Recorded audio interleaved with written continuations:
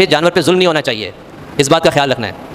زیادتی نہیں ہونی چاہیے ورنہ الٹا گناہ لازم آئے گا۔ پر حدیث میں آتا ہے اذا ذبحتم فاحسنوا الذبح، اگر تم ذبح کرو تو اچھے انداز میں ذبح کرو، اس لیے آپ صلی اللہ علیہ وسلم فرمایا کہ چھری کو خوب تیز کر لو، کون چھری اس کے گلے میں چلے گی اس کو تکلیف ہوگی تو کم سے کم تکلیف دینی ہے، اس لیے فرمایا کہ اس کے سامنے بھی چھری تیز نہ کرو، اس سے بھی اس کو تکلیف ہوگی، پیچھے کی طرف کر کے چھری تیز کرو، یا اس کو لٹانے کے بعد اس کے سامنے چھری تیز نہ کرو، پہ تیز کر لو، لٹاؤ اس طریقے سے کہ جانور کا جو رخ ہے وہ قبلے کی جانب وہ بہتر رہے۔ پھر اس کے بعد ذبح کرنے سے پہلے ایک دعا ہے،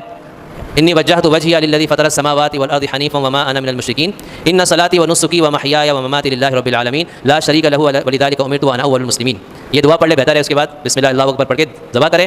جو آدمی چھری چلا رہا ہے اس کے لیے بسم اللہ پڑھنا ضروری ہے۔ اگر دو آدمیوں نے اپنا ہاتھ چھری کو دیا ہوا ہے یعنی چھری دونوں کے ہاتھ میں ہے تو دونوں پر بسم اللہ پڑھنا واجب اور ضروری ہے،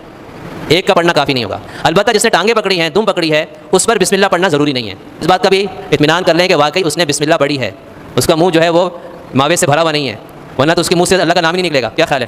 کہاں نکلے گا اس کے منہ سے؟ تو اس کو بولو کہ پہلے منہ صاف کرو، منہ خالی کرو، اس کے بعد آگے ذبح کرو، ہمارا جانور حرام نہ کرو۔